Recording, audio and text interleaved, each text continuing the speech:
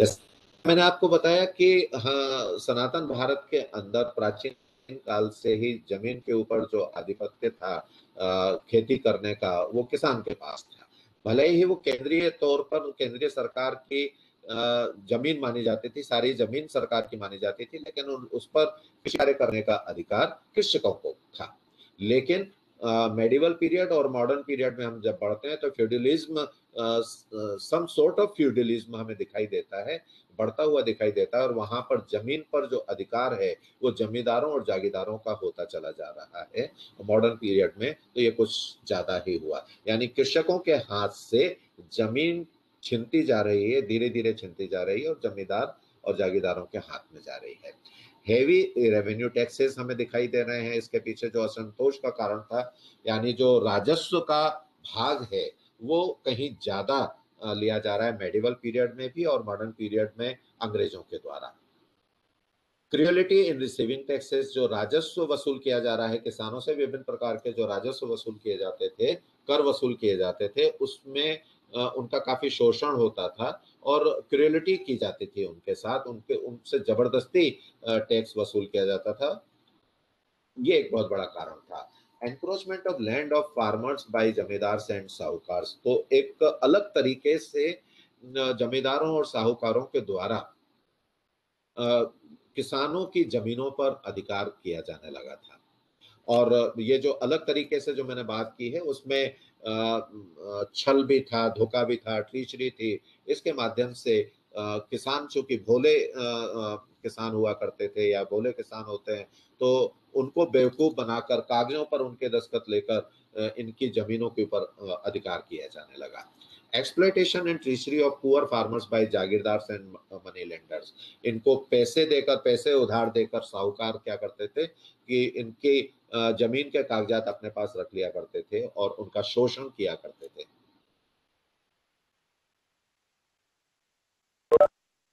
जो अकाल हुआ करते थे मेडिवल पीरियड में और बाद में मॉडर्न पीरियड में काफी अकालों की बात होती है। इन अकालों के दौरान जो सुविधाएं शासन के द्वारा दी जाती थी, विक्टिम्स को जो सुविधा दी जाती थी या राहत दी जाती थी, जो राहत कार्य होते थे वो प्रॉपर नहीं होते थे। जहां पर ज्यादा सुविधा की जरूरत है वह वहां ज्यादा राहत की जरूरत है, वो वहां नहीं दी जाती थी, बल्कि ऐसे जगहों पर दी जाती थी जहां पर कम सुविधाओं की आवश्यकता है। तो जो इम्प्रॉपर अरेंजमेंट्स दिखाई देते हैं वो भी असंतोष का एक बड़ा कारण था। पॉसिबली रिसीव्ड लगान by the government employees, modern period में चूंकि आप लोगों ने लगान मूवी भी देखी होगी ऐसा मेरा विश्वास है, आप वहां देखिए कि किस तरह से जो गवर्नमेंट एम्प्लॉइज हैं वो लगान वसूल करने का काम करते हैं, चाबुक हाथ में लेकर, कोड़े हाथ में लेकर किसानों से लगान वसूली का काम किया जाता था। तो ये जो जबरदस्ती लगान वसूल करने का काम था, ये बड़ा एक रीजन था इंसर्जेंसी का। Insufficient prices of agrarian products for farmers, किसानों के द्वारा जो यील्ड दी जाती थी, जो उपज दी जाती थी, उन या जो प्रोडक्ट तैयार होते थे, उन प्रोडक्ट्स की कीमतें उतनी नहीं होती थी किसानों से। आज भी किसानों की जो समस्या है वो इसी तरह की है कि उनका जो प्रोडक्ट है, उनकी जो यील्ड या जो उपज वो दे रहे हैं, जो मंडी में लेके जा रहे हैं, उसका उनको सफिशियंट प्राइस नहीं मिल रहा है। तो ये अपने मूल रूप में मेडिवल पीरियड में भी मौजूद था और मॉडर्न पीरियड में भी हमें बड़े पैमाने पर दिखाई देता है। फिर इसके अलावा जो किसानों को लैंडलॉर्ड्स के द्वारा बेगार कराई जाती थी, फोर्स लेबर कराया जाता था, बेगार को फोर्स लेबर कहते हैं। तो जो शासकों के द्वारा या जागीरदारों के द्वारा, साहूकारों के द्वारा किसानों से बेगार कराई जाती थी, और बेगार भी खासतौर पर इस तरह से कि उनको बंधक बना लिया, उनको थोड़ा सा पैसा दे दिया और फिर सालों तक उनसे बेगार कराई जाती थी। तो ये एक असंतोष का बहुत बड़ा रीजन था और इसके लिए वो किसान आंदोलन के लिए उग्र हुए थे। अब हम अपनी स्टडी के दूसरे पार्ट की तरफ जाते हैं। अभी हमने एग्रेरियन मूवमेंट्स के कॉजेज की बात की।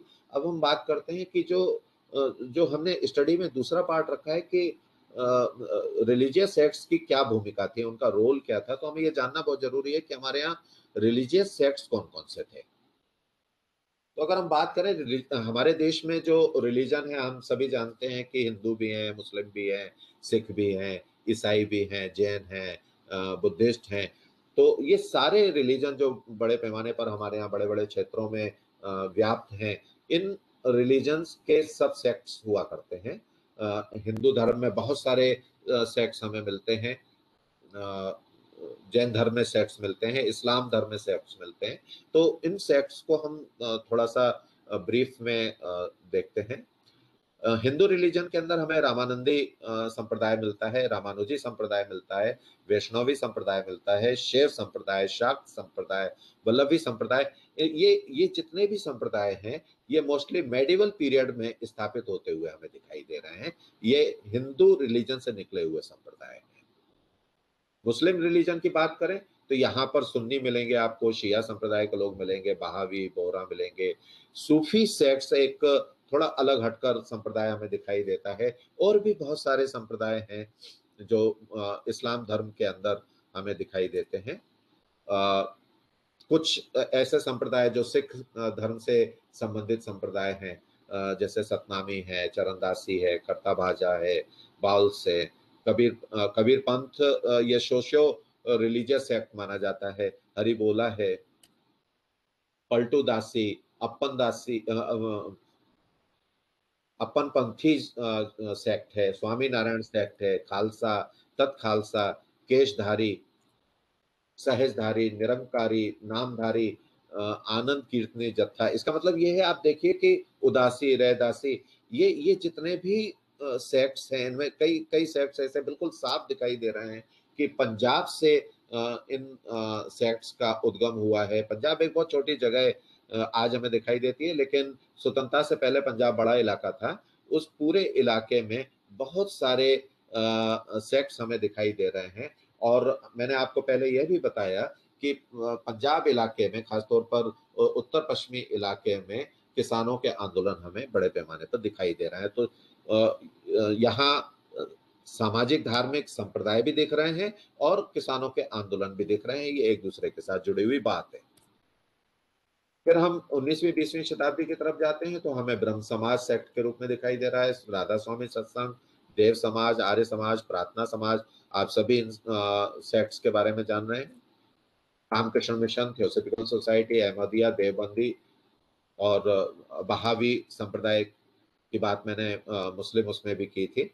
तो ये तमाम तरह के सेक्ट्स हमें भारत के अंदर दिखाई दे रहे हैं। ये जितने सेक्ट्स को मैंने आपके सामने प्रदर्शित किया है, आप ये मान के चलिए कि ये 10% सेक्ट्स हैं हमारे देश के अंदर। स्वतंत्रता से पहले ये सारे सेक्ट्स हमें दिखाई दे रहे हैं। स्वतंत्रता के बाद कितने सेक्ट्स और पैदा हुए हैं, कितने सेक्ट्स हमें, कितने संप्रदाय उद्भवित होते हुए दिखाई देते हैं, आप कल्पना भी नहीं कर सकते हैं। हर 10 किलोमीटर की दूरी पर आपको एक नया संप्रदाय मिल जाएगा। तो ये जितने सारे सेक्ट्स हैं, जितने सारे संप्रदाय हैं, इनको हमने अपने अध्ययन में शामिल किया है कि किस तरह से ये एग्रेरियन मूवमेंट्स में सपोर्ट कर रहे हैं। अब प्रश्न पैदा होता है कि जो संत हैं, मॉन्क्स हैं, फार्मर्स हैं, संत हैं और किसान हैं, इनके बीच में ऐसा क्या संबंध है जिसकी वजह से ये कहीं किसी एक जगह पर एकत्र हो रहे हैं, एक दूसरे के करीब आ रहे हैं। Relations between monks and farmers अगर हम बात करें तो most of the monks came from agricultural background. अधिकांशतः जो हमारे यहाँ सन्यासी हैं या संत हैं, महात्मा हैं, ये कृषि क्षेत्र से, कृषि बैकग्राउंड से, कृषक पृष्ठभूमि से निकल कर आते हैं। मैं मॉडर्न पीरियड में भी अगर बात करूं तो आज भी ग्रामीण क्षेत्रों में कई परिवार ऐसे हैं, कई कृषक परिवार ऐसे हैं जिन परिवारों से लोग सन्यासी जीवन धारण करके और धार्मिक स्थलों पर चले जाते हैं और वहां पर अपने मठ आश्रम स्थापित करते हैं या किन्हीं पूर्व स्थापित मठों में शामिल हो जाते हैं। तो जो पहला कनेक्शन दिखाई देता है वो ये कनेक्शन ये दिखाई देता है कि जो संत हैं, महात्मा हैं, उनकी पृष्ठभूमि कहीं ना कहीं कृषक पृष्ठभूमि होती है। ये दोनों ही मॉन्क्स और फार्मर्स दोनों ही आइडियोलॉजिकली, कल्चरली और सोशली, रिलीजियसली एक दूसरे के साथ अटैच्ड होते हैं। कृषक का अपना एक धर्म होता है, कृषक की अपनी एक संस्कृति होती है, और सामाजिक गतिविधियां होती है कृषक के अपने। तो ये कृषक चूंकि इन परिवारों से ही निकले हुए साधु संत होते हैं, तो साधु संतों की संस्कृति, उनके मानस पर जो विचार होते हैं वो इसी तरह के विचार होते हैं, और वो दोनों एक दूसरे के करीब इस वजह से आ जाते हैं, जैसे हिंदू संत हिंदू कृषक के ज्यादा करीब आ जाएगा, मुस्लिम सूफी संत मुस्लिम कृषक के ज्यादा करीब आ जाएगा, क्योंकि ये लोग रिलीजियसली एक दूसरे के साथ जुड़े हुए हैं। जो सिख कृषक है वो Sikh leader, Sikh religious leader के ज्यादा करीब जाएगा। तो ये एक स्वाभाविक सी बात है, और इसी वजह से ऐसा माना जाता है कि ये लोग आइडियोलॉजिकली, कल्चरली, सोशली, रिलीजियसली एक दूसरे के साथ अटैच्ड हैं। और एक दूसरे के ऊपर डिपेंडेंसी भी हमें यहाँ देखने को मिलती है कि अब वो किस तरह से हम देखें कि जो साधु संत महात्मा हैं, इनके पास मेडिवल पीरियड में भूमि अनुदान के रूप में आ गई है। अब उस भूमि का मैनेजमेंट कैसे हो, उसका प्रबंधन कैसे हो, क्योंकि साधु संत तो अपने पूजा पाठ में लगे हुए हैं, अपना आश्रम चला रहे हैं, तो उस भूमि पर किस तरह से व्यवस्था की जाए कृषि कार्य की, तो उन्हें कृषकों की आवश्यकता महसूस होती है। ये एक डिपेंडेंसी मॉन्क्स के फार्मर्स के ऊपर है। और अ, अगर वो इस तरह की डिपेंडेंसी नहीं रखते हैं तो उनके अपने संप्रदाय को संचालित करने के लिए, मठ को संचालित करने के लिए या आश्रम को संचालित करने के लिए अला जो अन्न आदि की आवश्यकता होती है, वो कैसे प्राप्त होगा। तो इसलिए ये बहुत जरूरी था कि कृषकों के ऊपर डिपेंडेंसी रहे।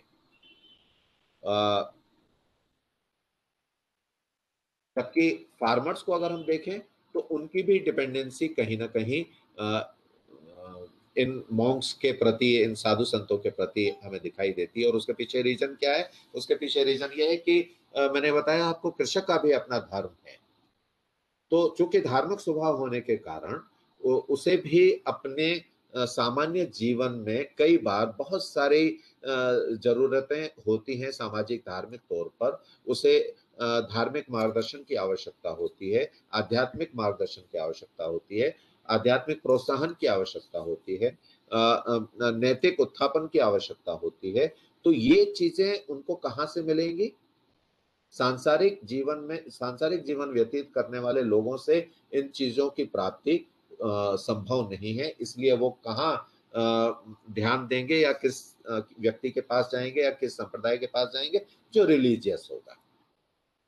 तो ऐसे जो सोशल रिलीजियस सेक्ट थे और इनके जो लीडर्स थे, इनसे गाइडेंस प्राप्त करने के लिए कृषकों की अपनी डिपेंडेंसी इनके ऊपर थी। तो निश्चित रूप से ये जो कृषक थे, ये ऐसे साधु महात्माओं के प्रति, सूफी संतों के प्रति तमाम आदर भाव रखते थे, आस्था रखते थे, धार्मिक विश्वास रखते थे। और इस वजह से ये दोनों ही जो पक्ष हैं, ये दोनों ही पक्ष एक दूसरे के पूरक थे, एक दूसरे के साथ जुड़े हुए थे। और इस वजह से जब किसानों के आंदोलन हुए तो इन आंदोलनों में ये दोनों एक दूसरे के करीब आए और कंधे से कंधा मिलाकर आगे बढ़े। यहाँ पर मैं एक चीज और सबमिट करूंगा आप लोगों के सामने कि परेशानियां केवल किसानों की नहीं थी, परेशानियां इन संप्रदायों को चलाने वाले लीडर्स जो थे, साधु महात्मा जो थे, इन मठों को संचालित करने वाले जो साधु महात्मा थे, या सूफी खानकाहों को चलाने वाले जो सूफी संत थे जिनके पास जमीनें थी, तो उनकी जमीनों से संबंधित भी विवाद हुआ करते थे। तो वो जो विवाद होते थे वो विवाद कचहरी में जाते थे, और उन विवादों को लेकर भी गवर्नमेंट के साथ कन्फ्रंटेशन हुआ करता था। तो ऐसा नहीं था कि प्रॉब्लम केवल किसानों की थी। हम कह सकते हैं कि बहुत ज्यादा प्रॉब्लम्स किसानों की थी, लेकिन कुछ प्रॉब्लम्स साधु महात्माओं के साथ भी थी। और अ, ये जो समस्याएं थी, ये समस्याएं समान समस्याएं थी, और समान समस्याओं के कारण ये दोनों लोग एक दूसरे के करीब आए थे। और इसी वजह से ये जो रिलेशन थे, इसी वजह से हमें ये दिखाई देता है कि when a series of peasant movements had been launched in colonial India, the monks came forward. वो ये साधु महात्मा आगे आए और उन्होंने न केवल इन आंदोलनों में सहयोग किया, बल्कि इन आंदोलनों का नेतृत्व भी किया। कई आंदोलन ऐसे हमें दिखाई देते हैं जहां पर ये साधु महात्मा नेतृत्व करते हुए दिखाई देते हैं। तो ये एक परिणाम के रूप में हमें इनका इनके जो परस्पर संबंध है उसके परिणाम के रूप में हमें दिखाई देता है। और ये जो थ्योरी है, ये थ्योरी हमारी इस स्टडी में फिट बैठ रही है कि पीजेंट मूवमेंट जो था, जो अग्रेरियन मूवमेंट्स हुए हैं, उन मूवमेंट्स में सोशियो रिलीजियस सेक्ट्स की भूमिका क्यों हो रही है। अब हम बात करते हैं कि ये जो बॉम्ब्स थे, सैंड्स थे, ये एग्रेरियन मूवमेंट्स में शामिल हुए, तो इनके साधन क्या थे, किन साधनों को लेकर ये आंदोलन में शामिल हो रहे थे और किन साधनों का ये उपयोग कर रहे थे सरकार के खिलाफ। क्योंकि जो भी मूवमेंट होता है, जो भी आंदोलन होता है, वो आंदोलन सरकार के खिलाफ होता है, चाहे वो केंद्र सरकार यानी मेडिवल पीरियड की जो केंद्र सरकार थी, या मॉडर्न पीरियड की जो केंद्र सरकार थी, या जो प्रोविंशियल गवर्नमेंट्स थी उस पीरियड, दोनों ही पीरियड की, वहां पर आंदोलन किए जा रहे थे। और उन आंदोलनों में किस प्रकार के टूल्स अपनाए गए, किस प्रकार के साधन अपनाए गए, उस पर हम थोड़ा सा विचार कर लें। आपको बहुत ही आश्चर्य होगा कि हमारे पास टूल्स के दो किट हमें दिखाई दे रही हैं। पहली किट मैंने आपको शो की है, वो ये शो कर रही है जैसे truth, non violence, indigenous, non corporation, disobedience, moral pressure यानी सत्य, अहिंसा, स्वदेशी, असहयोग, सविनय अवज्ञा, नैतिक दबाव। ये जो उपाय थे, ये जो उपकरण थे, ये जो संसाधन थे, ये संसाधन एक टूल किट के रूप में हमें दिखाई दे रहे हैं। और इनका उपयोग करना साधु महात्माओं के लिए, दरवेश फकीर के लिए एक सामान्य सी बात हो सकती है, क्योंकि साधु महात्मा से यह अपेक्षा की जाती है कि वो नैतिक आचरण के साथ अपना जीवन यापन करेगा, अपना आध्यात्म जीवन जिएगा। तो वहां पर ये जो हमें दिखाई दे रहे हैं साधन, ये जो टूल्स हमें दिखाई दे रहे हैं, ये बिल्कुल एप्रोप्रिएट हैं और उस इससे हमें सहमति हो सकती है। लेकिन जब हम दूसरी लिस्ट की तरफ जाते हैं, दूसरी टूल किट की तरफ जाते हैं, तो वहां पर हमें ये टूल्स भी दिखाई दे रहे हैं कि कहीं इन आंदोलनों के द्वारा इन आंदोलनों के दौरान लूट हो रही है, डकैती हो रही है, राहजनी हो रही, चोरी हो रही है, हमला किया जा रहा है, फिजिकल असॉल्ट हो रहे हैं, मर्डर हो रहे हैं, गुरिल्ला वार भी हमें दिखाई दे रहा है, यानी छापामार युद्ध भी हमें दिखाई दे रहा है। तो ये जो चीजें हैं, अब इन पर प्रश्न वाचक चिन्ह लगता है कि एक तरफ हम ये बता रहे हैं कि रिलीजियस सेक्ट्स इनके साथ जुड़े हुए हैं और वो इस तरह के काम भी कर रहे हैं। ये जो आंदोलन हो रहे हैं, इन आंदोलनों में आंदोलनकारियों के द्वारा लूट की जा रही है, डकैती की जा रही है, चोरी की जा रही है, हत्याएं हो रही हैं। ये कहीं कहीं हमें कुछ आंदोलनों में दिखाई दे रहा है। तो इसको हम नकार नहीं सकते हैं, असहमति व्यक्त नहीं कर सकते हैं। कारण ये है कि आंदोलनों में दोनों तरह के लोग शामिल थे, साधु महात्मा भी थे और कृषक भी थे। और आंदोलन की जो लीडरशिप थी वो आंदोलन को संचालित करने के लिए थी, आंदोलन पर कंट्रोल करने की नहीं थी। तो हर आंदोलन का एक नेचर होता है, उस नेचर में हम ये पाते हैं कि ऐसे एलिमेंट्स भी होते हैं, ऐसे लोग भी होते हैं जो इस तरह की हरकतें करते हैं, अपना उल्लू साधने के लिए इस तरह की हरकतें करते हैं। और इससे हम असहमति व्यक्त नहीं कर सकते हैं। दूसरी बात एक और मैं यहाँ पर आप लोगों से करना चाहूंगा कि जो रिलीजियस सेक्ट्स हमारे यहाँ रहे हैं, उन रिलीजियस सेक्ट्स में कुछ सेक्ट्स ऐसे भी हैं जो आक्रामक सेक्ट्स कहे जाते हैं, एग्रेसिव सेक्ट्स कहे जाते हैं। जैसे हम नागाओं की बात करेंगे, जैसे हम गिरी सेक्ट की बात करेंगे, पुरी सेक्ट की बात करेंगे, जैसे हम गुसाई सेक्ट की बात करेंगे। ये जो गिरी, पुरी, गुसाई, नागा, इस तरह के जो सेक्ट्स थे या हैं, आज भी हैं, इनको आप देखेंगे तो आप पाएंगे ये एग्रेसिव रहते हैं। और इनके हाथों में हथियार होते हैं। तो जिन साधु महात्माओं के हाथ में हथियार हैं, वे कहीं अवसर पड़ने पर उन हथियारों का उपयोग भी कर सकते हैं। तो जो टूल्स हैं, उन टूल्स की मैंने ये 2 कैटेगरी बनाई है और दोनों ही कैटेगरी के टूल्स हमें इन आंदोलनों के अंदर दिखाई देते हैं। अब हम आते हैं हिस्टोरिकल बैकग्राउंड्स पर कि किस तरह से ये एग्रेरियन मूवमेंट्स भारत में हुए थे। क्योंकि बात हमें कॉलोनियल पीरियड की करनी है, लेकिन कॉलोनियल पीरियड के पहले रिलीजियस सेक्ट्स का क्या क्या हम सिर्फ कॉलोनियल पीरियड में ही देखें कि किसानों के आंदोलनों में धार्मिक संप्रदायों का सहयोग था, रोल था? मुझे लगता है कि कॉलोनियल पीरियड की स्टडी करने से पहले हमें यह जानना होगा कि इनका बैकग्राउंड क्या था। क्या बैकग्राउंड में हमें ऐसा दिखाई देता है कि रिलीजियस संप्रदायों का, रिलीजियस सेक्ट्स की भूमिका कृषक आंदोलनों में रही है? तो इस पर हम बात करेंगे। हमें एक हमें हमें जानकारी मिलती है विभिन्न स्रोतों से, विभिन्न संदर्भों से कि मेडिवल पीरियड में किसानों के बहुत आंदोलन हुए थे। चूँकि मेडिवल पीरियड जो था सेंट्रल गवर्नमेंट का अगर हम देखें तो वहाँ इस्लाम धर्म पर आधारित सरकारें शासन कर रही थी केंद्रीय तौर पर, और कई राज्य ऐसे थे जिन राज्यों में मुस्लिम शासक शासन कर रहे थे। तो सल्तनत पीरियड में भी और मुगल पीरियड में भी किसानों के आंदोलनों का जिक्र तो हो रहा है। सल्तनत पीरियड में भी जिक्र हो रहा है, मेडिवल पीरियड में कुछ ज्यादा जिक्र हो रहा है। और इन दोनों पीरियड्स में जो किसान आंदोलन हैं, उन किसान आंदोलनों में हम ये नहीं कह सकते कि केवल हिंदू किसानों का आंदोलन हो रहा है, वहां मुस्लिम किसान भी आंदोलित हैं। जैसे हम दोआब के किसान आंदोलन की बात करेंगे तो वहां पर हमें हिंदू मुस्लिम दोनों किसानों के आंदोलनों का जिक्र मिल रहा है। तो ये आंदोलन व्यापक तौर पर क्यों नहीं हो पाए?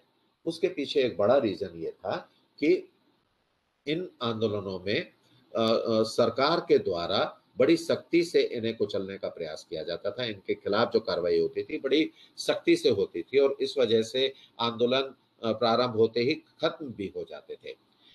लेकिन फिर भी हमें कुछ ऐसे उदाहरण मिलते हैं, कुछ ऐसे एग्जाम्पल्स मिलते हैं जहां पर दृढ़ता के साथ धार्मिक संप्रदायों के लीडर्स ने किसान आंदोलन को सपोर्ट किया और किसान आंदोलन को आगे ले जाने की कोशिश की थी और किसानों के कल्याण के लिए, हित के लिए काम किया था। तो ऐसे उदाहरणों में जो पहला उदाहरण हमें मिलता है, बड़ा उदाहरण हमें मिलता है रोशनिया मूवमेंट के रूप में, रोशनिया आंदोलन के रूप में हमें मिलता है। ये पख्तूनिस्तान यानी जो अफगानी इलाका है, खासतौर पर पेशावर वाला जो इलाका है, उस इलाके के जो किसान थे, उनके द्वारा जो असंतोष व्यक्त किया गया, जो आंदोलन किया गया था, वहाँ इस आंदोलन के रूप में हम देखते हैं, रोशनी आंदोलन के रूप में देखते हैं उसको। और इसकी जो लीडरशिप थी वो बयाजिद अंसारी की थी।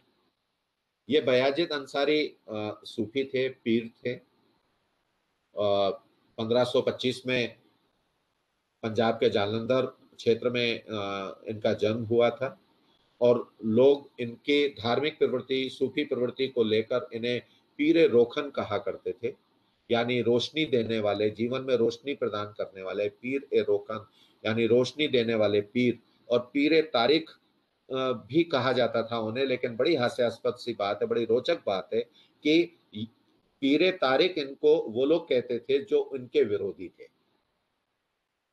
और इनके जो पुत्र थे जलाल अंसारी, उन्होंने भी इनके द्वारा आंदोलन को सपोर्ट करने की जो मुहिम थी, उस मुहिम को काफी वो आगे लेकर गए थे।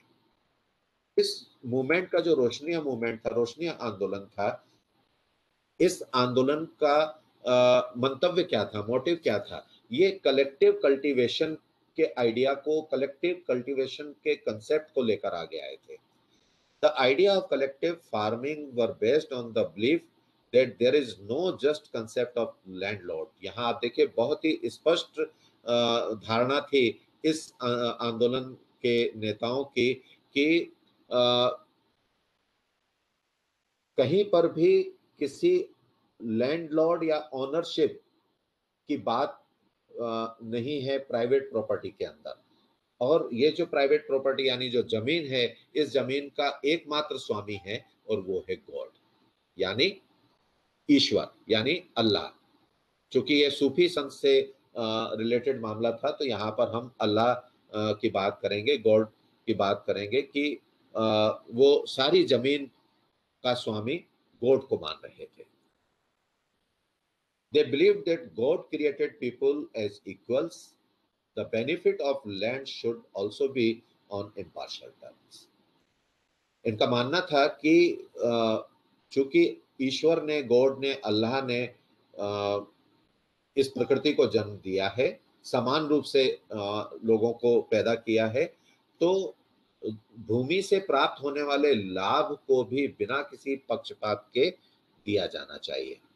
तो यहाँ जो कलेक्टिव कल्टीवेशन है, कलेक्टिव कल्टीवेशन का जो कंसेप्ट है, उसको लेकर यह आंदोलन आगे बढ़ रहा था। This enlightenment movement preached the concept of equality. ये एक बहुत महत्वपूर्ण बात है इस आंदोलन से संबंधित कि जब हम बात करते हैं कि 1789 ईस्वी में फ्रांस की जो राज्य क्रांति हुई थी, या हम अमेरिका की क्रांति की बात करते हैं, तो अमेरिका का स्वतंत्रता आंदोलन हुआ था, उसकी बात करते हैं, तो वहां पर इक्वलिटी की बात आती है। तो हमारे यहाँ, हमारे देश में इक्वलिटी को लेकर जो मूवमेंट चल रहा है, वो हम 16वीं शताब्दी में देख रहे हैं। और एक ऐसे समय में ये इक्वलिटी की बात आ रही है जब देश पर आक्रांताओं का राज्य था, आक्रांताओं का शासन, मुस्लिम आक्रांताओं का शासन था, और भारतीयों को गुलाम बनाया जा रहा था, दास बनाया जा रहा था, और उनसे बेगारी कराई जा रही थी इन परिस्थितियों में। और वो आर्थिक रूप से काफी विपन्न थे। तो ऐसी परिस्थितियों के अंदर 16वीं शताब्दी में ये रोशनिया मूवमेंट हमें दिखाई देता है। तो निश्चित रूप से कहीं ये संकेत हमें इस आंदोलन से मिलता है कि क्या कहीं ऐसा तो नहीं कि 1789 और 1776 ईस्वी में जो फ्रांस और अमेरिका में हमें क्रांतियां दिखाई देती हैं, वहां जो इक्वलिटी की बात आ रही है, वो कहीं भारत से, तो ये कंसेप्ट भारत से तो नहीं गया था। ये एक प्रश्नवाचक चिन्ह है, इस पर विचार किया जाना चाहिए। So this movement started during Mughal period but continued till the age of East India Company. ये मूवमेंट तात्कालिक रूप से खत्म जरूर हुआ था मुगल पीरियड में, लेकिन इसके तत्व हमें ईस्ट इंडिया कंपनी के शासनकाल के दौरान भी कहीं ना कहीं प्राप्त होते हैं। फिर बात होती है सूफी शाह हुसैन की। पंजाब में पीजेंट मूवमेंट हुआ था और होते रहे हैं, और ऐसे आंदोलनों में एक सूफी संत, सूफी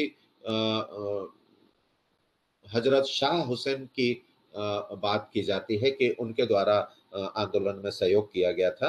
तो पंजाब में जो मूवमेंट हुआ था, दुल्ला भट्टी के नेतृत्व में हुआ था, जिनका 16वीं शताब्दी में पिंडी भट्टियां, जो कि लाहौर के पास का इलाका है, पिंडी भट्टियां नामक स्थान पर इसका जन्म हुआ था। और इसका जो मूल नाम था वो अब्दुल्ला था, और अब्दुल्ला से ये दुल्ला कहलाए, और भट्टी नामक स्थान पर इनका जन्म हुआ तो ये दुल्ला भट्टी कहलाने लगे। इनके फादर फरीद खां और जो परदादा थे, ग्रैंडफादर थे बिजली भट्टी, इन्होंने कृषकों के कल्याण की बात उठाई थी, लेकिन कोई बहुत बड़ा आंदोलन ये नहीं कर सके थे। किसानों के कल्याण की बात करने के लिए ये अड़ जाते थे। और इन पिता और परदादा, ग्रैंडफादर का, दादा का दुल्ला भट्टी के ऊपर प्रभाव था कि उन्होंने आगे चलकर पंजाब के किसानों की आवाज को बुलंद किया था। ये जो दुल्ला भट्टी थे, ये सहयोगी थे सूफी शाह हुसैन। सूफी शाह हुसैन के प्रति काफी इनका आदर सम्मान था। तो निश्चित रूप से दुल्ला भट्टी जो नियमित रूप से सूफी शाह हुसैन के पास जाते थे, तो उनके करीब आना स्वाभाविक था। तो प्रश्न ये उठता है कि ये सूफी शाह हुसैन कौन थे? सूफी शाह हुसैन दुधा राजपूत राजवंश से रिलेटेड थे। ये मुस्लिम राजवंश था, दुधा राजपूत वंश। यह बड़े आश्चर्य की बात हो सकती है आप सभी विद्यार्थियों शिक्षकों के लिए कि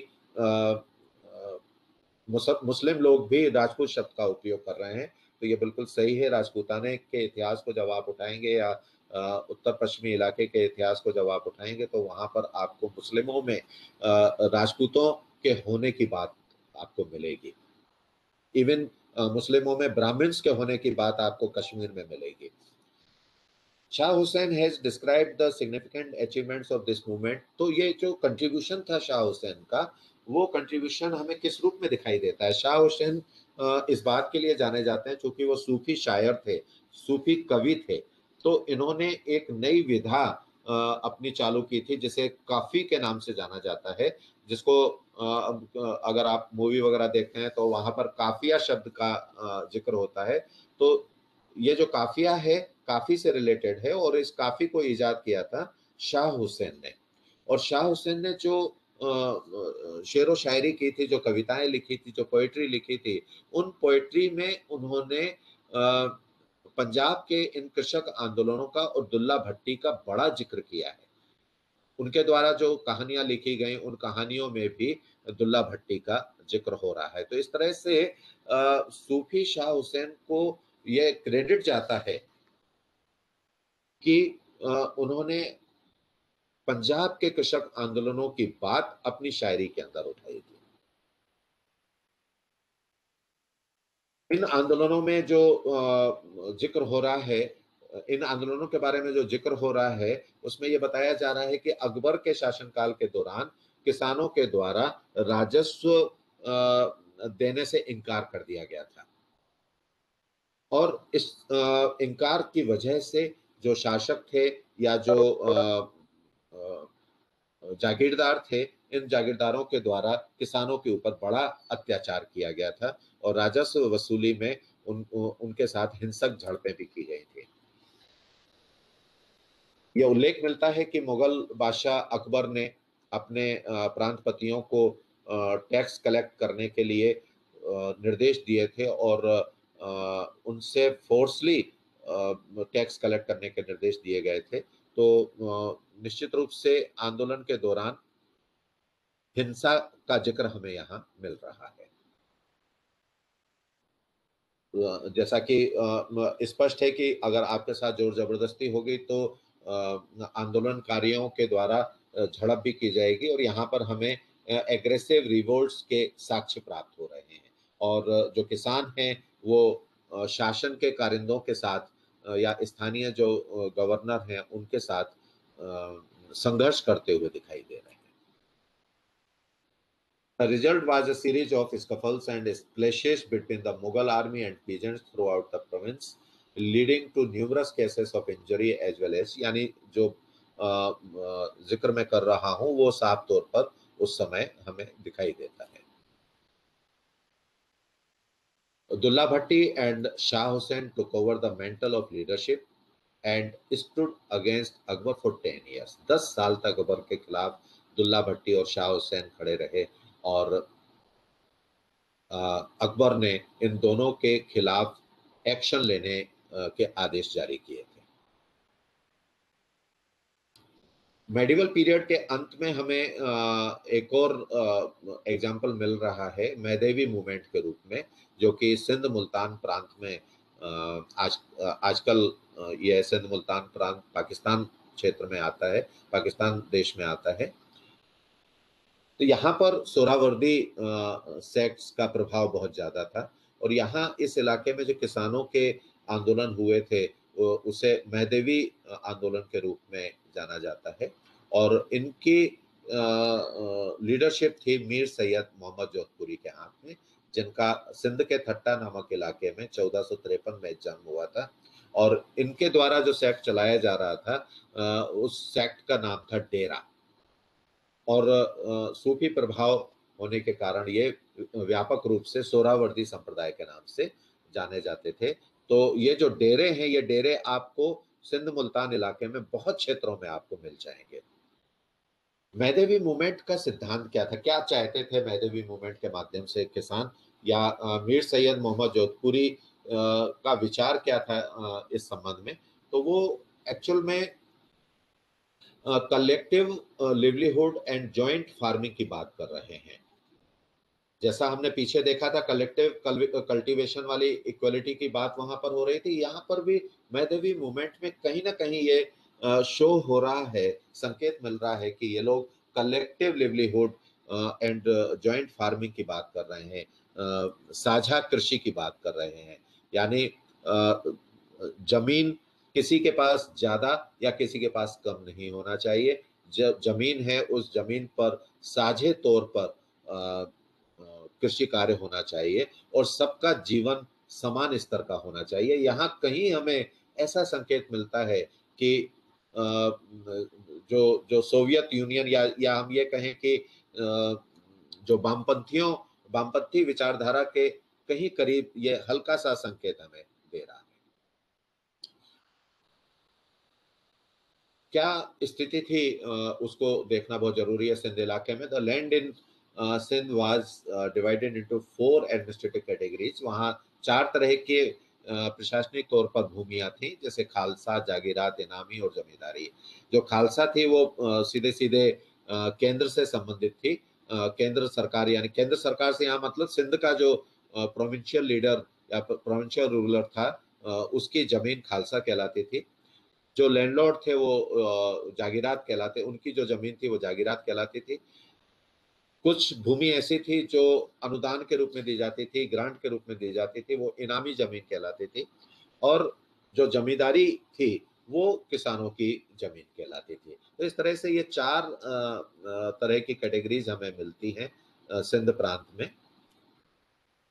A Madhavi movement emphasizing the oneness of God, justice, dignity, and awareness, and the right of people began a new era in the history of Sindh.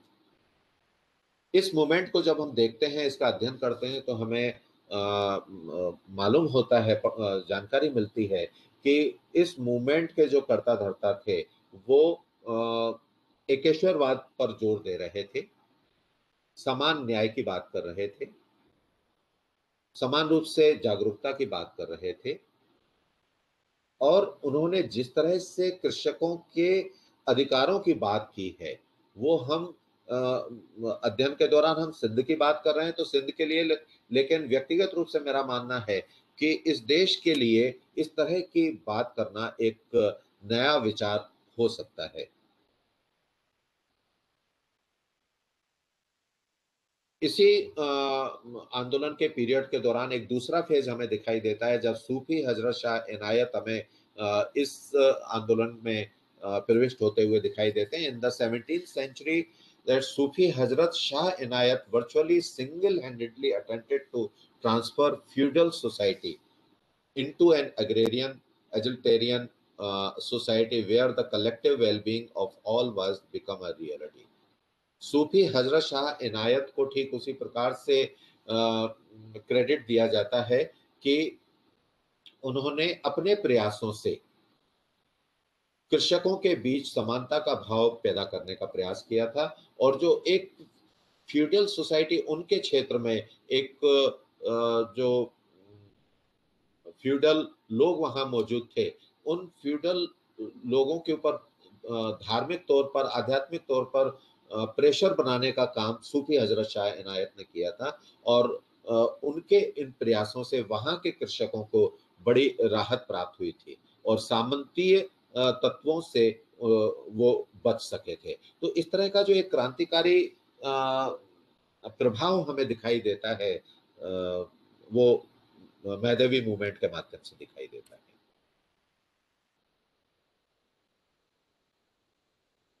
तो ये जो सूफी हजरत इनायत थे, ये कौन थे? सूफी हजरत शाह इनायत सिंध के उच्च इलाके में पैदा हुए थे 1655-56 में। और इनके जो पूर्वज थे ये बेसिकली बगदाद से माइग्रेट होकर आए थे और फाइनली ये सिंध के मीरनपुर इलाके में जाकर बस गए थे, जो बाद में झोंक शरीफ के नाम से यह स्थान झोंक शरीफ के नाम से जाना जाने लगा। इनका जो मोटो था, इनका जो की सेंटेंस था, उसकी सेंटेंस को हम देखें, land belongs to god and its yield to the tiller. साफ उनका नारा था कि जमीन या भूमि ईश्वर की है, ईश्वर से संबंधित है, और इस पर पैदा होने वाली जो उपज है वो किसानों की है और वो समान रूप से वितरित होना चाहिए। He reached the peak of popularity। इन्होंने जो एक बहुत बड़ा काम किया था, वो काम किया था इनकी अपनी खुद की जो जमीन थी। He distributed his own land to Dargah and amongst landless peasants without any compensation। आप देखिए, इनकी अपनी खुद की जो जमीन थी, उस जमीन को भी उन्होंने, या दरगाह की जो जमीन थी, उस जमीन को उन्होंने जो भूमिहीन किसान थे, उन भूमिहीन किसानों को बांट दी थी।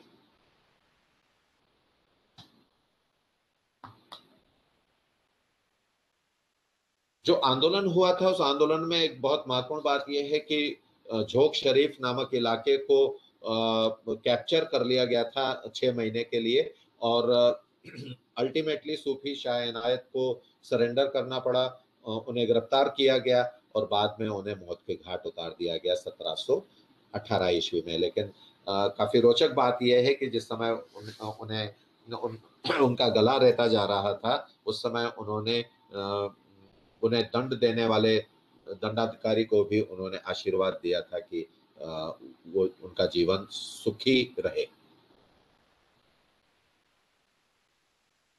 यहाँ जो हमें एक सिग्निफिकेंट कंसिक्वेंस हमें दिखाई दे रहा है, वो ये दिखाई दे रहा है मेहदवी मूवमेंट का कि भारत में सामंतवाद का विरोध करने का ये हमें पहला ऐसा अवसर दिखाई दे रहा है जहां सामंतवाद का इस तरह से विरोध हो रहा है। अब हम कॉलोनियल पीरियड में जो मूवमेंट्स हुए थे उन पर संक्षेप में बात करेंगे, क्योंकि ये बेसिक थीम है हमारी हमारी स्टडी की। तो हम सबसे पहले बात करेंगे जो रामानंदी संप्रदाय को मानने वाले लोग थे। जैसा मैंने आप लोगों को बताया था कि रामानंदी, रामानुजी, ये सब मेडिवल पीरियड के संप्रदाय हैं। तो ये जो संप्रदाय थे, इन संप्रदायों में रामानंदी संप्रदाय काफी फेमस था, रामानंदी पंथ काफी फेमस था, और इनके जो संत हुए हैं, महंत हुए हैं, बाबा रामचंद्र, स्वामी विद्यानंद, साधु सीताराम दास और स्वामी सहजानंद सरस्वती, इनको क्रेडिट जाती है। इन्होंने 19वीं 20वीं शताब्दी में भारत के विभिन्न हिस्सों में जो कृषक आंदोलन हुए थे उसमें अपना योगदान दिया था।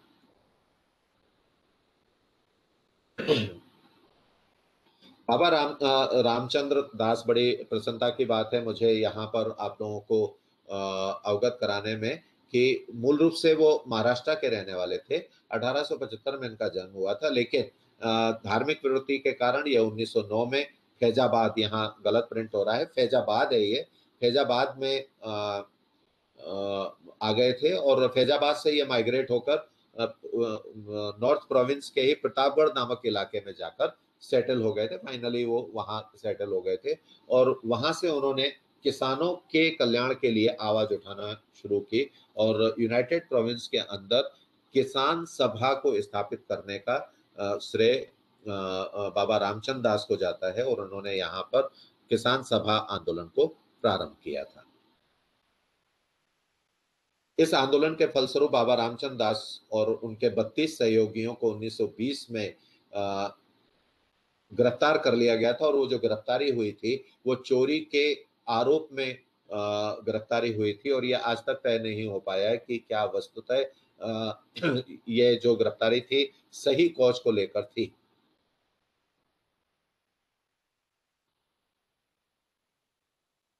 अवध किसान कांग्रेस के आयोजन के दौरान, जो कि अयोध्या में हुआ था, वहां बाबा रामचंद्र दास के द्वारा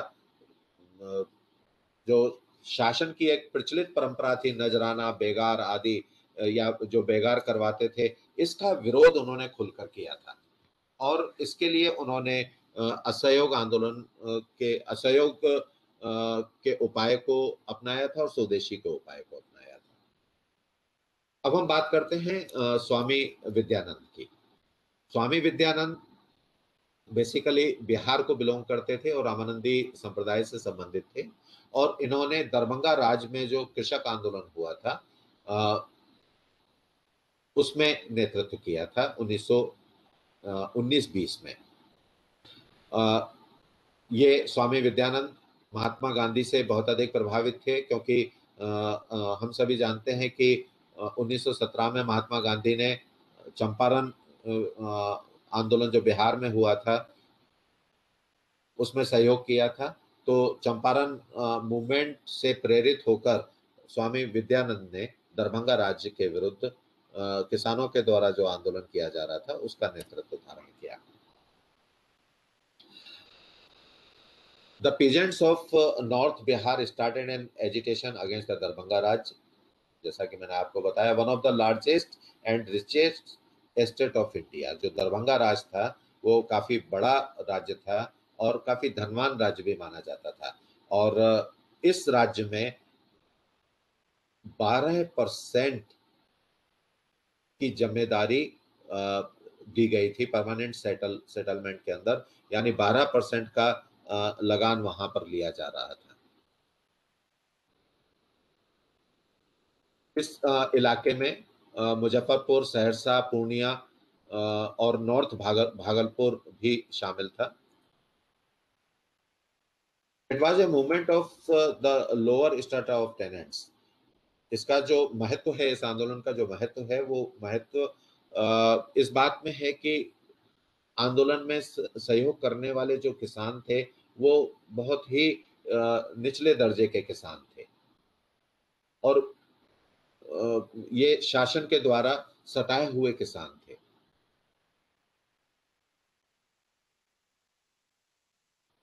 इसके बाद हम बात करेंगे स्वामी सहजानंद सरस्वती की, जो नॉर्थ प्रोविंस से रिलेटेड थे। गाजीपुर में इनका 1889 में जन्म हुआ था और ये बेसिकली जजोतिया भूमिहार ब्राह्मण थे।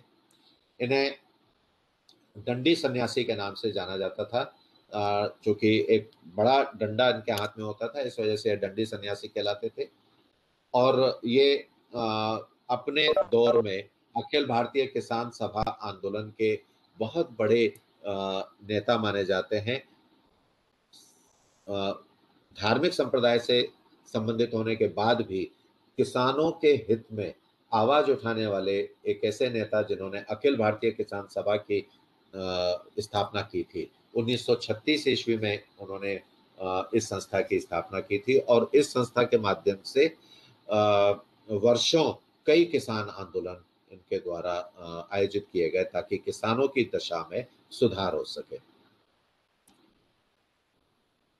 इसके बाद एक social religious sect Kabir Panth के नाम से इस देश के अंदर कई सदियों से संचालित हो रहा है और ये प्रोमिनेंटली बिहार में हमें मिलता है। कबीर पंथी मठ हमें बिहार के अलावा उत्तर भारत और दक्षिण भारत के कुछ इलाकों में मिलते हैं। मध्य प्रदेश में, छत्तीसगढ़ में कबीर पंथ काफी हमें प्राप्त होता है। राजस्थान में भी कबीर पंथ हमें मिलता है, यानी विस्तार काफी है।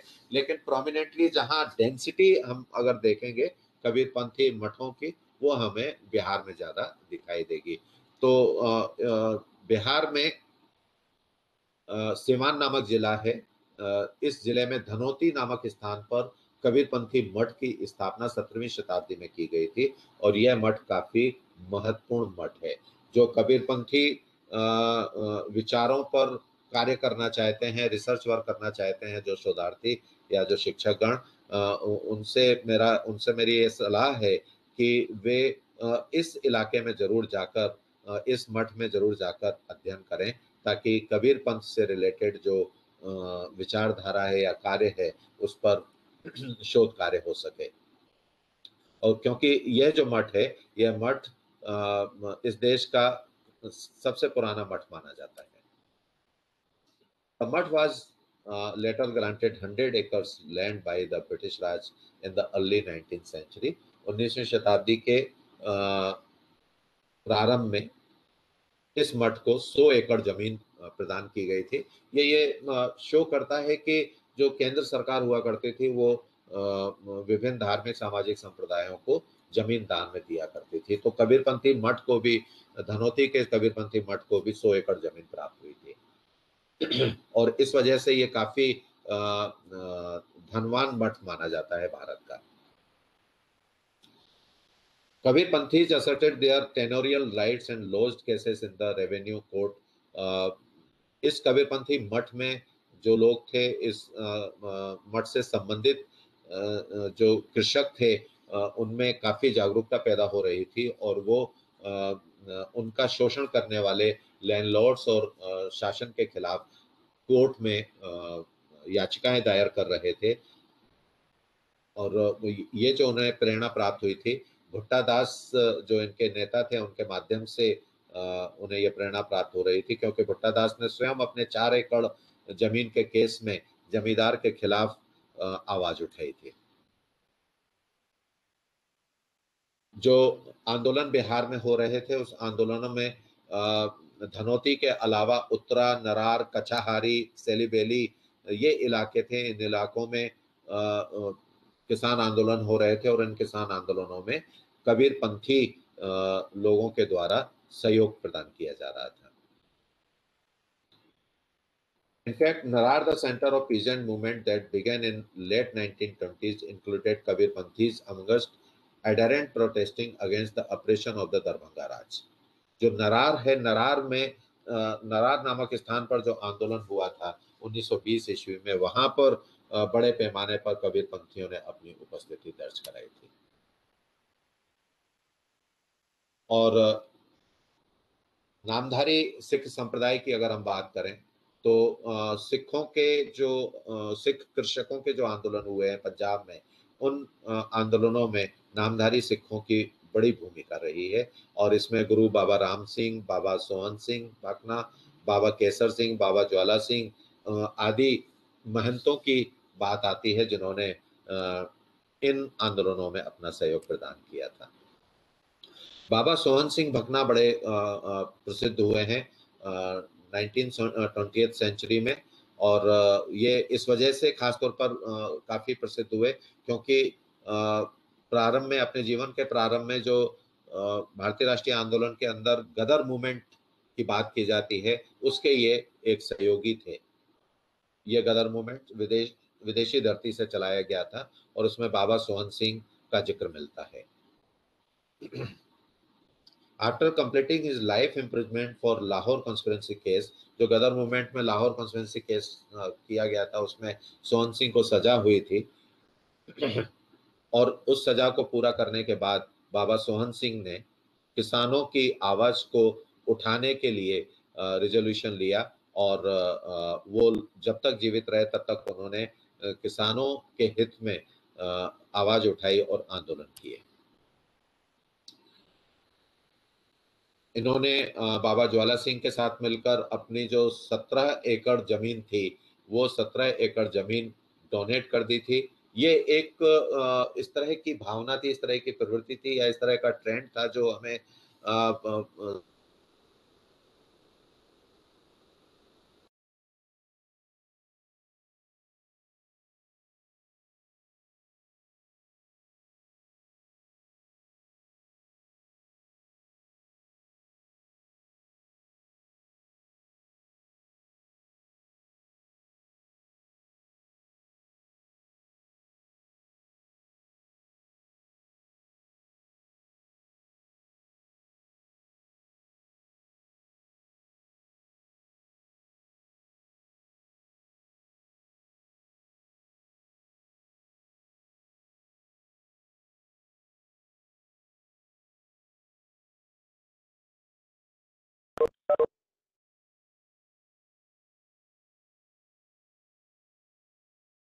ही था कि जो गरीब किसान हैं उनको इसका लाभ प्राप्त हो।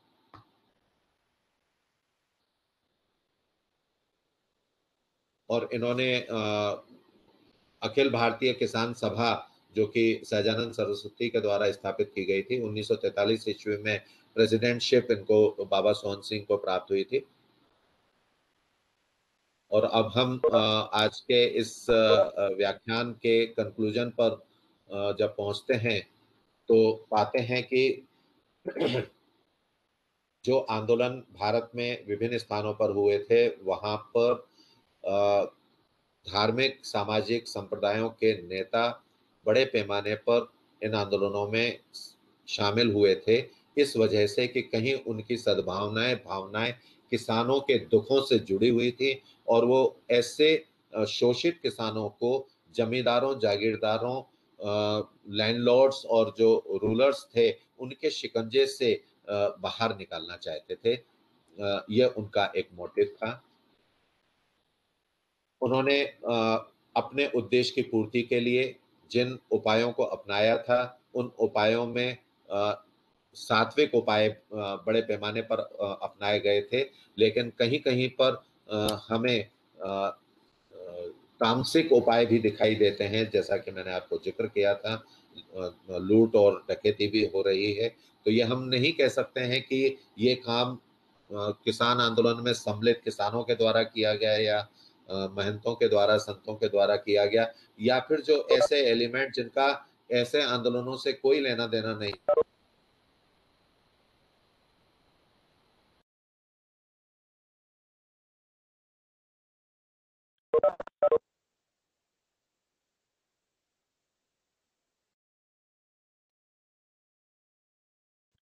जस्ट लेकर ये जो रिलीजियस सोशल सेक्ट्स के या सामाजिक धार्मिक संप्रदायों के जो नेता थे वो कहीं अपनी राजनीतिक महत्वाकांक्षाओं या इच्छाओं को लेकर ऐसे आंदोलनों में सम्मिलित हुए थे, ये कह पाना बड़ा ही मुश्किल है। लेकिन कहीं हमें ऐसा देखने को मिल रहा है कि इन संप्रदायों से निकले हुए जो इन संप्रदायों के जो महंत थे या संत थे, उनमें से कुछ, सारे नहीं, कुछ ऐसे लीडर हुए जो आगे चलकर भारतीय राजनीति में सम्मिलित हुए और बड़ी संस्थाओं के प्रमुख भी वो बने। हालांकि यहाँ पर मैंने जो नाम दिए हैं, बाबा सोहन सिंह भकना, स्वामी सहजानंद सरस्वती, महात्मा गांधी, सरदार पटेल, आचार्य विनोबा भावे, एनजी रंगा, तो ये किसान आंदोलनों के लीडर थे। इसमें मैंने ऐसे लीडर्स भी शामिल किए हैं जो रिलीजियस सेक्ट से रिलेटेड नहीं थे, उनसे संबंधित नहीं थे, उनको भी मैंने शामिल किया है। लेकिन इन लीडर्स में बाबा सोहन सिंह भकना हुए, स्वामी सहजानंद सरस्वती हुए, ये बेसिकली रिलीजियस सेक्ट्स से रिलेटेड थे, उनसे उनका संबंध था। और इसके बाद भी ये जो लीडर थे, ये दोनों ही लीडर में कहीं पॉलिटिकल एरेना में दिखाई दे रहे हैं, पॉलिटिकल एरिया में हमें दिखाई दे रहे हैं। तो हम इससे इनकार नहीं कर सकते हैं कि इनको कहीं राजनीतिक फायदा नहीं हुआ, राजनीतिक फायदा हुआ होगा, लेकिन यह बात जरूर हम कह सकते हैं कि ये अपना वो मोटिव लेकर नहीं चले थे कि हमें राजनीतिक तौर पर अपने आप को स्थापित करना है। तो इस तरह से आज के व्याख्यान में कॉलोनियल पीरियड में सोशियो रिलीजियस संप्रदायों की क्या भूमिका थी, इस पर मैंने अपने विचार आप लोगों के समक्ष रखे हैं। आप लोगों ने पूरे ही ध्यान के साथ, पूरे डेवोशन के साथ मेरी बात को सुना, इसके लिए मैं आप सभी लोगों का हार्दिक धन्यवाद ज्ञापित करता हूं और आभार व्यक्त करता हूं राष्ट्र संत तुकडोजी महाराज नागपुर यूनिवर्सिटी के प्रबंधन का, इतिहास विभाग के विभागाध्यक्ष डॉक्टर संगीता मेश्राम, कोऑर्डिनेटर रवि खनगई जी का, और विभाग के तमाम सदस्यों का कि उन्होंने मुझे ये अपॉर्चुनिटी दी, एक अवसर प्रदान किया कि आप लोगों के साथ में अपनी बात को, अपने विचारों को साझा कर सकूं। आप सभी लोगों का बहुत बहुत धन्यवाद, हृदय से आभार। Well, that was a very detailed exposition about the connectivity between saints and peasants movement. Sir, it was a very nice lecture, and probably the saints who are evolved to the different level definitely feel about the concern of the downtrodden. And like Sant Tukaram, he writes beautifully in Marathi. जैसे अर्भकाचेसाठी पंते हाती धरिली पाटी तैसे जगाच्या उद्धारा संताच्या विभूती देह कष्टविती उपकारे. खरं तर संत महात्म्यांना काहीच करायचं नसतं जगाची, पण जगाचं भलं व्हावं यासाठी ते कष्ट करत राहतात. आणि त्याचं एक खूप चांगलं उदाहरण आपण याच्यामध्ये पाहिलं. संत महात्म्याच्या आंदोलनामध्ये निश्चितच काही उणिवा होत्या. कुठलेही मुवमेंट, कुठलेही आंदोलन हे परफेक्टली 100% करेक्ट किंवा अॅक्युरेट किंवा प्युअर राहू शकत नाही. पण तरी सुद्धा या संत महात्मांना खरं तर त्यांची जे कनेक्टिव्हिटी होती पिझंटची आणि त्यांच्या दुःखाशी ते सरांनी फार विस्तृत प्रमाणात आपल्याला सांगितलं. And now I think if the floor is open for the question and answer. किसी को अगर कोई सवाल पूछना है तो पूछ सकते हैं, otherwise we can move on to the next that is vote of thanks. So just wait for 1 minute. Let me see if somebody is unmuting themselves. कोई अपने आप को अनम्यूट करके अगर कोई सवाल पूछना चाहता है तो just wait for 1 minute.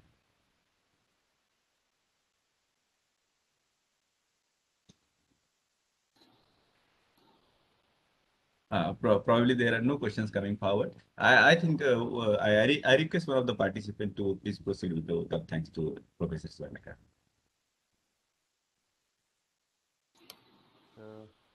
Hello. हाँ हाँ हाँ हाँ रामटेके सर क्लियर है, बोला बोला.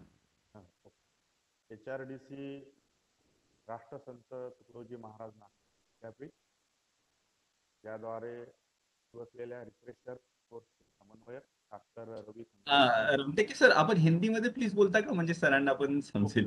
Okay okay okay. HRDC Nagpur राष्ट्रसंत तुकडोजी महाराज नागपूर विद्यापीठ ये रिफ्रेशर्स कोर्स के समन्वयक डॉक्टर रई सर और आज के मार्गदर्शक डॉक्टर संजय स्वर्णकार सर, इन्होंने बहुत ही अच्छा तरह से the role of religious sects in अर्गेनियन मूवमेंट ऑफ पॉलिटिकल इंडिया इस सब्जेक्ट के बारे में हमारे को बहुत अच्छी जानकारी दी है और हर तरह के उदाहरण और बहुत ही डीप उदाहरण उन्होंने दिए हैं. तो उनका मैं तहे दिल से शुक्रगुजार हूँ, उनका आभार करता हूँ. और आज के जो वक्ता है डॉक्टर संजय स्वर्णकार सर, इनका परिचय राउत मैडम इन्होंने दिया, उनका भी मैं आभार मानता हूँ. और ये सेशन को सभी उपस्थित जो शिक्षक है उन सभी का आभार मानते हुए मैं यहीं पर रुकता हूँ. धन्यवाद. Right, sir. Thank you so much, Professor Swarnakar sir. We will communicate further. Right. Thank you. Namaskar. Thank you very much to you too, sir. Thank you, sir. Thank you. Thank you, sir. Right. I request all the participants to join for the next class at 1 p.m. Thank you.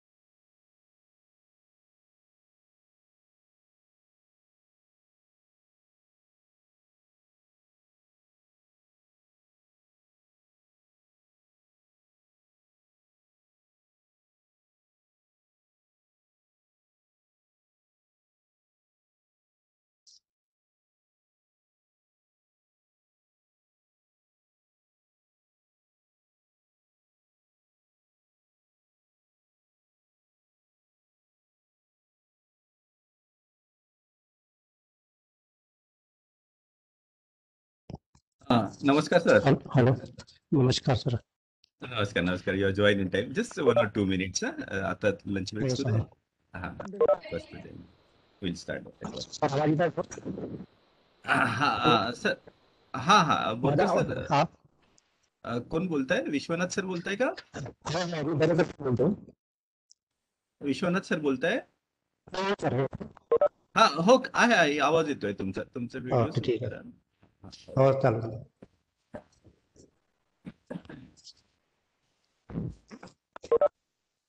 नमस्कार Borkar sir. Borkar sir नमस्कार. दिवाण बोलतो. हा नमस्कार sir. दिवान sir नमस्कार. चला तुमचं मार्गदर्शन आज आहे बा. चला आनंद वाटला तुमचं मार्गदर्शन आहे. म्हटलं चला आपले जुने जुने मला हे समजत नाही तुम्ही माझी मजाक वरिष्ठ करताय की मला अप्रिशिएट सहकारी करताय. म्हटलं आज आपल्याला समोर दिसतात आहेत बऱ्याच दिवसानंतर. हो छान वाटलं. बरेच दिवस झाले ना आपण भेटलो नाही.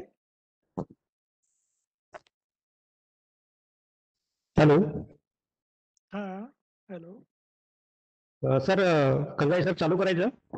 नाही नाही 1 मिनिट 2 मिनिटं वेळ आहे ना. थांबा थोडं. हो ठीक आहे सर. एक वाजता शार्प 1 वाजता. ओके.